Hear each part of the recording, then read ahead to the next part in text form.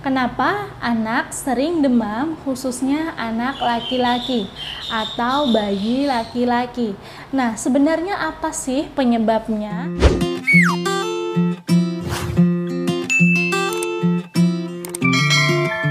Halo, assalamualaikum warahmatullahi wabarakatuh. Kembali lagi bersama Bidan Irawati, masih di channel Bunda Bidan Irawati. Apa kabar bunda-bunda semuanya? Semoga sehat dan lancar selalu ya. Jangan lupa selalu tersenyum dan semangat.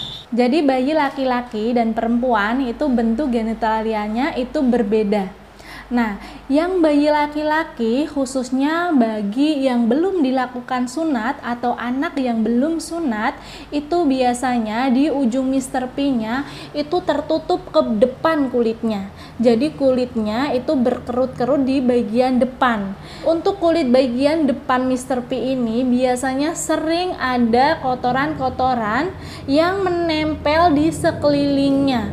Jika ditarik ke belakang, bunda bisa melihat misalkan bayi bunda yang belum dilakukan sunat atau anak bunda ditarik ke belakang, itu pasti ada putih-putih yang melekat di sekelilingnya. Nah, itu seperti kotoran, di mana kotoran tersebut biasanya bisa menjadi sarang bakteri atau kuman yang dapat menyebabkan keluhan anak bunda mengalami demam. Nah, untuk supaya anak bunda tidak selalu demam, tidak sering demam, sebaiknya ketika BAK itu cara ceboknya khususnya anak laki-laki itu ujung Mr. P-nya ditarik ke belakang, kemudian kalau sudah terlihat ujungnya bersihkan sekeliling dari ujung Mr. P-nya.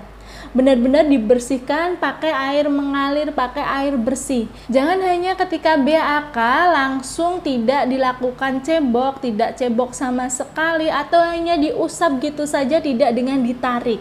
Nah, itulah yang dapat menyebabkan semua kotoran dapat menempel.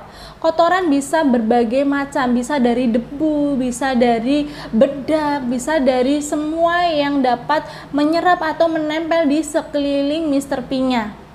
Nah, untuk itu bunda, khusus anak bunda, bayi bunda yang belum sunat, mulai sekarang selalu rajin membersihkan ujung Mr. P-nya ketika BAK. Biasanya dokter akan mendiagnosa bahwa anak bunda itu mengalami ISK, infeksi saluran kemih.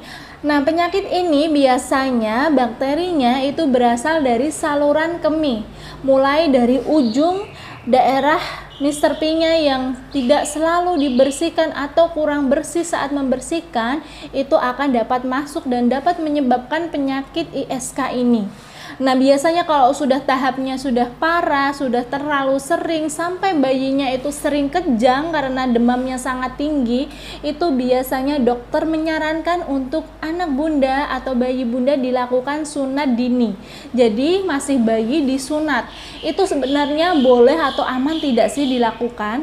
Nah, demi kesehatan itu adalah tindakan yang sangat aman untuk melindungi bayi bunda dari infeksi lagi ke depannya. Jadi walaupun dokter nanti menyarankan untuk segera disunat, bunda tidak usah khawatir atau takut karena beda penyembuhannya. Jika masih bayi dan dengan kondisi dewasa itu lebih cepat penyembuhannya jika kondisi anak bunda masih bayi. Karena proses pembentukannya sel-sel baru, pertumbuhannya itu akan berlangsung dengan cepat jika kondisi anak masih bayi atau masih kecil. Nah, jika anak bunda itu perempuan, cara membersihkan daerah kelaminnya itu yang benar bukan dari bawah ke atas, melainkan dari atas ke bawah, diusap saja. Diusap dari atas ke bawah, tidak boleh dari bawah ke atas.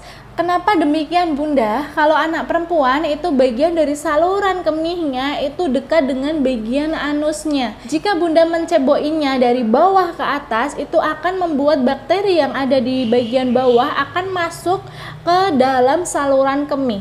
Nah, itulah yang dapat menyebabkan anak bunda mengalami demam atau infeksi.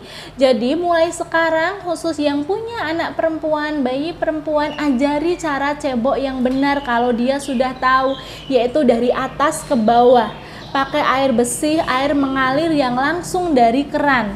Nah, untuk dedek bayi yang masih bayi itu Bunda bersihkan sendiri dengan cara dari atas ke bawah ya. Jangan sampai dari bawah ke atas itu dapat membuat bakteri semuanya masuk dan itu bisa membuat anak Bunda mengalami demam kembali. Dan untuk bagian genitalia ini Bunda tidak boleh memberikan apapun pada bagian tersebut, termasuk bedak.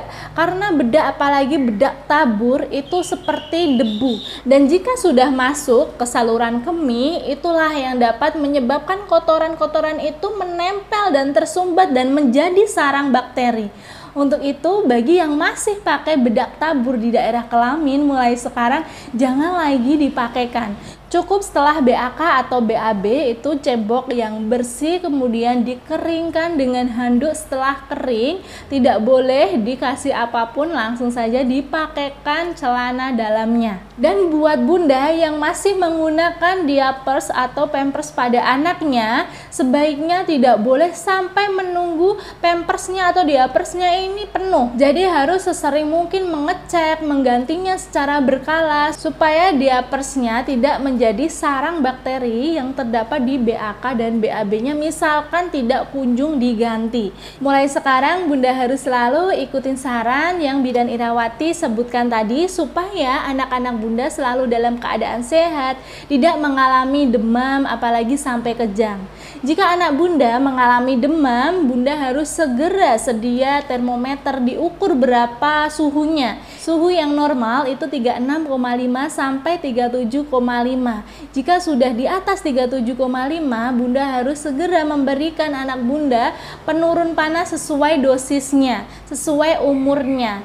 Kalau belum diberikan penurun panas, sebaiknya anak Bunda dilakukan kompres menggunakan air hangat ya, supaya pori-porinya terbuka dan suhu demamnya bisa keluar dan demam anak Bunda bisa normal kembali, suhunya bisa normal kembali dan segera sembuh dari demamnya. Oke Bunda, cukup sekian yang dapat Bidan Irawati sampaikan pada kesempatan kali ini. Kurang dan lebihnya Bidan Irawati mohon maaf. Wassalamualaikum warahmatullahi wabarakatuh.